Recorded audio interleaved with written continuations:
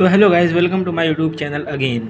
जैसा कि आप सभी जानते थे, हमने पिछली वीडियो में मीन्स इन दो सदिशों के विश्लेषण विधि से इनका रिजल्टेंट यानी इनका परिणाम ला दिया है, जो कि इस फॉर्मूले का यूज़ करके हम इन दो सदिशों का योग बता सकते हैं। जैसा कि आपको पता है, इस तरीके को हम तभी यूज़ कर सकते हैं जब हमको थीटा और ए बी की वैल्यू पता हो, वरना हमको डेट्स कुछ नहीं।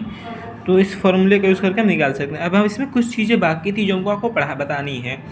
जैसा कि यहाँ पे हमने अल्फ़ा लिया है, तो इसका क्या यूज़ है मैंने बताया था, इसका भी कुछ निकालेंगे। और भी कुछ चीज़ें बची हुई हैं केसेस, जो कि मैं आपको बताने जा रहा हूँ अभी। तो इस फॉर्मूले को हम इस दूसरे पन्ने पे लिख देंगे, R बराबर अंडर रूट। ये फिजिक्स का बहुत इंपॉर्टेंट फार्मूला है, इस चैप्टर का भी बहुत इंपॉर्टेंट फार्मूला है। इस फार्मूले को तो आपको याद रखना चाहिए, उसको प्रूव भी कर सकते हैं, यानी कि आपको इसकी विश्लेषण विधि भी आनी चाहिए। तो हम इसकी कुछ चीज़ें बताने जा रहे हैं। उससे पहले हम आपको tan अल्फ़ा जो हमने यहाँ पे माना था उसका क्यों बता देते हैं क्या काम है। जरा सर, इस तरह के क्वेश्चन में ना कई बार tan अल्फ़ा का मान पूछ लेता है। मतलब अल्फ़ा है, मैं tan अल्फ़ा बोल रहा हूँ क्योंकि हम यहाँ पे tan अल्फ़ा यूज़ करके अभी लाएंगे मान। तो हम लगाएंगे tan अल्फ़ा बराबर, तो tan का फॉर्मूला आप लोग जानते हैं, लंब बटे आधार होता है। और हम इस वाली त्रिभुज में, क्योंकि tan अल्फ़ा इस वाले त्रिभुज में है, तो मतलब अल्फ़ा इस वाले त्रिभुज में, तो हम इस वाले त्रिभुज को लेंगे, इस पूरे त्रिभुज को, ये ऐसे, ठीक है ना। तो फॉर्मूला क्या है, लंब बटे आधार, और लंब क्या है mz, और ये है xz, mz अपॉन xz। तो mz की वैल्यू आपको पता होगी, हमने यहाँ पे निकाला था, ये बी साइन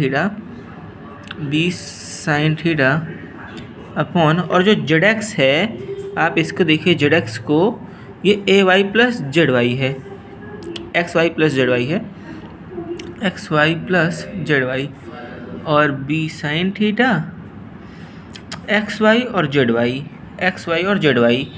तो xy की जो वैल्यू है हमने वो भी निकाली थी, इधर आप देखिए ये निकला हुआ है जेड वाई है, मतलब एक मिनट थोड़ी मिस्टेक हो गई, xy की वैल्यू a है, a प्लस, अब जेड वाई की जो वैल्यू है वो हमने ये निकाली हुई है b cos थीटा, तो यहाँ पर रख देंगे b cos थीटा। तो ये किसका वैल्यू, tan अल्फ़ा का वैल्यू है ये। तो आपसे ये भी पूछ सकता है फॉर्मूले में tan अल्फ़ा का वैल्यू क्या होगा, या फिर इसको नहीं बताइए, तो ये तो आपको आना चाहिए, ठीक है। तो अब हमको इसके कुछ केसेस पढ़ने हैं इस फॉर्मूले से, जो कि हमको बनने वाले हैं, वो हमको आने चाहिए, वही मैं आज आपको बताने जा रहा हूँ।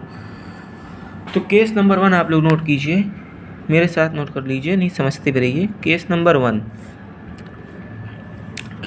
1 यानी कि थीटा अगर 0 हो, एक मिनट, 0 हो, if theta is equal to 0, तो आपको cos 0 की वैल्यू पता है? नहीं पता तो मैं आपको बताता हूँ। cos, एक मिनट, आज बहुत मिस्टेक हो रही है, cos 0, तो cos 0 की वैल्यू 0 होती है, ठीक है। तो अब हम जो फॉर्मूला हमारा बना हुआ है, r बराबर a² plus b² plus 2ab cos theta, अगर इसमें थीटा की जगह हम 0 रख देंगे तो इस पूरे का मान 1 हो जाएगा। तो हमारे पास फॉर्मूला आएगा ये a² प्लस b² प्लस 2, एक मिस्टेक हो गई, पूरा एक नहीं होगा, ये इसका मान जी 1 हो जाएगा, ठीक है। तो ये हो जाएगा 2ab, cos थीटा हट जाएगा क्योंकि हमने cos थीटा का ले लिया है। और क्योंकि अभी इसमें एक चीज़ बाकी रह गई, ये क्या है, a² plus b² plus 2ab, तो आप इसको a प्लस b का होल स्क्वायर, और ये अंडर रूट है, अंडर रूट से कट जाएगा। तो अगर एक बहुत बड़ी चीज़ आपको पता चल रही है, अगर इनके बीच का कोण, इन दो सदिशों के बीच का कोण 0 हो, तो आप नॉर्मली इन दोनों को जोड़ देंगे, तब भी आपको रिजल्टेंट यानी इन दो सदिशों का योग मिल जाएगा, ठीक है। तो अब हम दूसरा केस पढ़ने जा रहे हैं। तो हम केस 2 में बताएंगे, अगर थीटा का मान 0 हो गया है, मतलब अगर थीटा का मान 90 हो, तो cos 90 का मान 0 होता है। तो अब यहाँ पर जो है 0 हो जाएगा, और 0 से 2ab का मल्टीप्लाई होगा, तो ये पूरा 0 हो जाएगा। तो यहाँ पे बस बचेगा r बराबर अंडर रूट में a² प्लस b²। तो अगर थीटा का मान 0 हो तो ये फॉर्मूला लगेगा। एक केस और बच रहा है जो कि मैं आपको बता देता हूँ।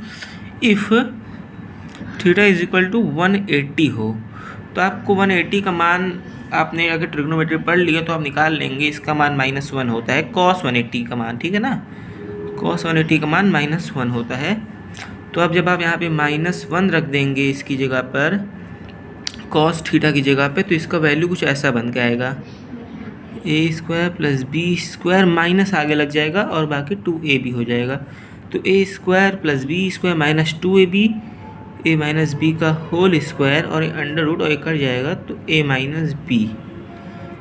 यानी कि अगर इनके बीच का कोण 180 बन गया, यानी दोनों की दिशा विपरीत निकली, तो आपको घटाना पड़ेगा। दोनों एक ही दिशा में हुए और थीटा 0 हुआ तो जोड़ना पड़ेगा, और अगर ये दोनों लंबवत हुए तो आपको ये फॉर्मूला लगाना पड़ेगा। ये 3 केस आपको बताने थे जो कि मैंने बता दिए, और tan अल्फ़ा भी बता दिया। तो आपको जो विश्लेषणात्मक विधि थी जोड़ने की, ये पूर्णतः कंप्लीट हो गई है। तो ठीक है, आज के लिए इतना ही। प्लीज़ वीडियो को लाइक, चैनल को सब्सक्राइब कर दीजिएगा।